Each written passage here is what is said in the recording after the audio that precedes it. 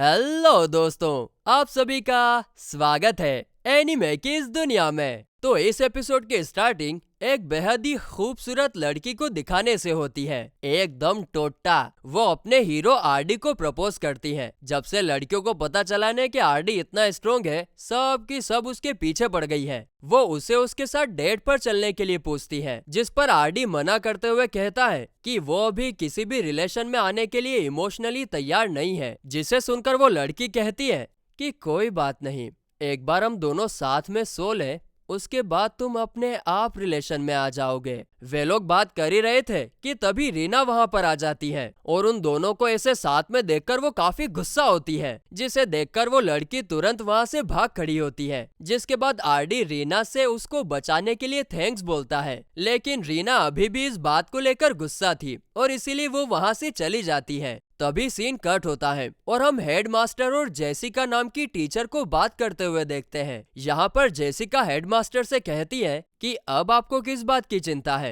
RD के कहने पर प्रिंसेस ने हमारे स्कूल के बजट को भी इंक्रीज कर दिया है। जिस पर हेडमास्टर कहता है कि बात वो नहीं है, मैं आरडी को टीचर बनाना चाहता हूँ क्योंकि उसकी स्किल्स स्टूडेंट के हिसाब से काफी ज्यादा है, लेकिन मेरे हिसाब से बाकी के टीचर्स उसको एक्सेप्ट नहीं करेंगे और इसीलिए मैं चाहता था कि वो कंपटीशन में हिस्सा लेकर जीत जाए, जिसके कारण बाकी के टीचर्स उसे टीचर के रूप में एक्सेप्ट कर लेते। लेकिन आरडी ने तो कंपटीशन में हिस्सा लेने से साफ साफ मना ही कर दिया है। अब ये बात सुनकर जेसिका हेडमास्टर से पूछती है कि क्या मैं आरडी को मनाने की कोशिश करूं, जिस पर हेडमास्टर तुरंत हाँ कर देते हैं। अगले सीन में जब आरडी अपने रूम में आराम कर रहा था, तब वहां पर जेनी आती है। उसने काफी छोटे कपड़े पहने हुए थे। दरअसल वो यहाँ पर आरडी को सिड्यूस करने के लिए आई थी, इसीलिए वो आरडी के करीब आकर कहती है कि अगर मैं कहूँ कि आज रात तुम मेरे साथ कुछ भी कर सकते हो, तो तुम क्या करोगे। अब ये सुनकर आरडी थोड़ा घबरा जाता है और कुछ नहीं कह पाता। तो वहीं दूसरी तरफ रीना को काफी ज्यादा बुरा लग रहा था,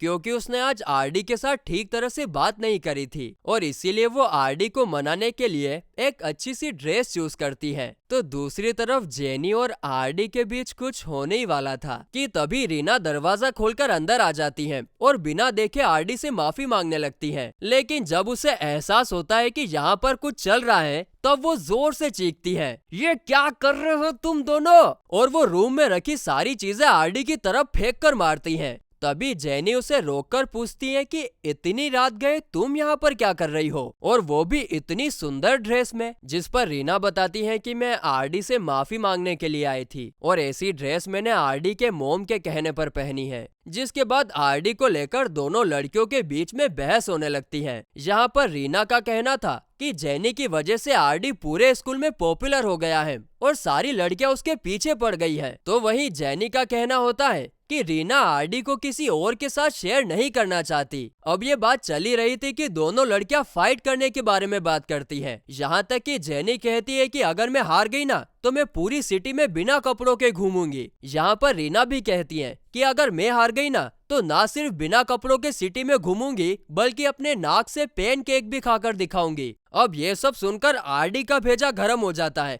चुप चुप चुप, बिल्कुल चुप हो जाओ दोनों की दोनों। वो डांट कर उनको नीचे बिठा देता है और कहता है कि ये भी कोई झगड़ा करने की बात है क्या, और अब भी तुम दोनों ने एक दूसरे से माफी नहीं मांगी, तो आज रात का डिनर में तुम लोगों के साथ नहीं करूंगा। जिसे सुनकर दोनों लड़कियां एक दूसरे से माफी मांगती हैं।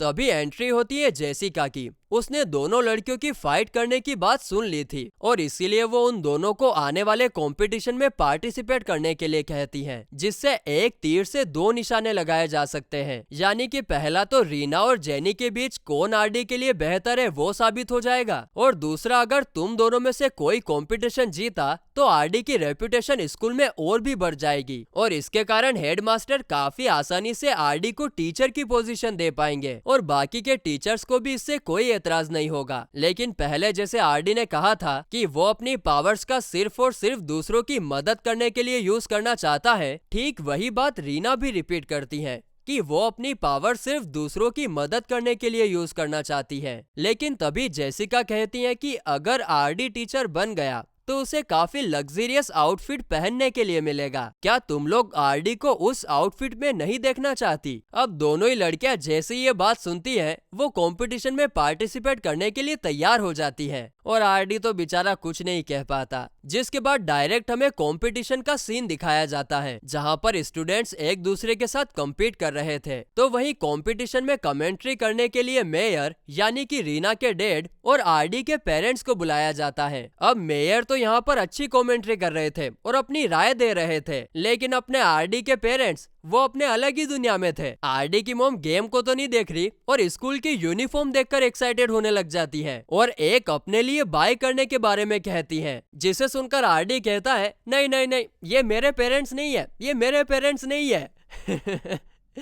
इनका कुछ नहीं हो सकता। तो दूसरी तरफ हमें रीना दिखाई जाती है। वो थोड़ी सी नर्वस थी क्योंकि अगली बारी उसी की होती है। इसके बाद जब वो फाइट करने के लिए ग्राउंड पर आती है, तब आरडी उसे देखकर भगवान से प्रार्थना करता है, हे भगवान, इस लड़की को इस कंपटीशन में हरा देना, आपके 10 लड्डू के पैकेट चढ़ाऊंगा, क्योंकि उसे स्कूल में टीचर की पोजीशन नहीं चाहिए थी। जिसके बाद कंपटीशन स्टार्ट होता है और सामने वाली लड़की रीना पर अटैक करती है, लेकिन रीना उससे बचकर स्पिरिट सर्कल मैजिक का यूज करके उस लड़की को हराने में कामयाब भी हो जाती है। इसके बाद जब रीना वापस जा रही थी, तभी सामने से जेनी आती है और वो दोनों एक दूसरे से प्रॉमिस करते हैं कि वो लोग फाइनल्स में जरूर मिलेंगे। आगे एपिसोड फास्ट फॉरवर्ड होता है, जिसमें रीना और जेनी दोनों अपने अपने ओपोनेंट्स को हराते हुए फाइनल्स में पहुंच जाती हैं। और अब फाइनल मैच रीना और जेनी के बीच में होने वाला था, जिसे देखकर मेयर इमोशनल हो जाता है और कमेंट्री करने वालों को बोलता है कि रीना इतना अच्छा परफॉर्म कर पाई सिर्फ और सिर्फ आरडी की वजह से। वो बचपन से ही रीना को स्किल्स और मैजिकल स्पेल सिखाते आ रहा है। वो ये भी कहता है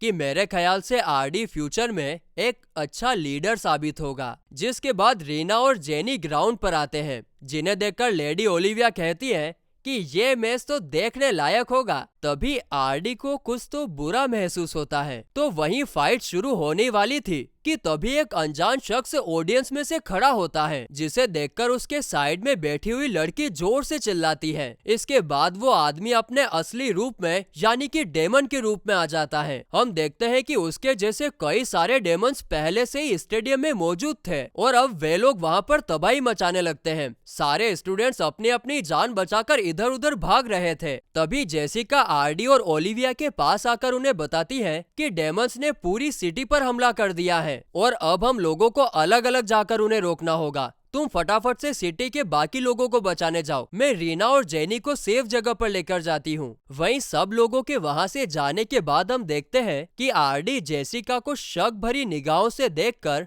वहाँ से चला जाता है। तो दूसरी तरफ जेनी और रीना अपने पूरे पोटेंशियल से डीमन के साथ लड़ने लगती है, मगर जेनी कुछ टाइम बाद डीमंस को संभाल नहीं पाती, तो रीना फिर उसकी मदद करती है। तभी वहाँ पर एक जोरदार धमाका होता है और पत्थरों की मदद से एक क्रिस्टल का मॉन्स्टर अपीयर होता है, जिस पर जेनी और रीना एक साथ हमला करते हैं, लेकिन मॉन्स्टर को खरोच तक नहीं आती। और इसके बाद वो मॉन्स्टर इन दोनों पर अटैक करने ही वाला था कि तभी मेयर बीच में आकर उन दोनों को बचा लेता है और उन दोनों को वहाँ से जाने के लिए कहता है। जिसके बाद मेयर अपने खतरनाक और जबरदस्त मैजिक की मदद से मॉन्स्टर के सारे क्रिस्टल्स को टुकड़ों में बदलकर उसे हमेशा हमेशा के लिए खत्म कर देता है। मगर तभी कहानी में एक ट्विस्ट आता है और मैडम जेसिका पीछे से आकर मेयर की जान ले लेती है। बूम। ये देख रीना को काफी ज्यादा दुख होता है और यहाँ पर हमें पता चलता है कि जेसिका असल में एक डीमन है और वो यहाँ पर रीना को किडनैप करने के लिए आई है और इसीलिए उसने फर्स्ट प्लेस पर रीना और जेनी को कंपटीशन में पार्टिसिपेट करने के लिए कहा था और वो रीना को आसानी से पकड़ पाए, इसीलिए उसने आरडी को यहाँ से दूर भेज दिया। अब ये सब जानने के बाद जेनी जेसिका पर अटैक कर देती है, लेकिन जेसिका की प्रोटेक्शन वॉल के कारण उसे कुछ नहीं होता। जिसके बाद जेसिका के एक ही हमले से जेनी दूर जाकर गिरती है और फिर जेसिका रीना को धमकी देती है कि अगर वो उसके साथ नहीं आई तो वो जेनी को खत्म कर देगी। जिसे सुनकर रीना अपनी फ्रेंड को बचाने के लिए पूरी कोशिश करती है, लेकिन जेसिका के सामने वो टिक नहीं पाती और उसके साथ जाने के लिए तैयार हो जाती है। जिसके बाद जेसिका उड़ते हुए रीना को अपने साथ लेकर जाती है और जेनी भी कुछ नहीं कर पाती। और फिर गाइस, इसी के साथ ये एपिसोड यहीं पर खत्म होता है।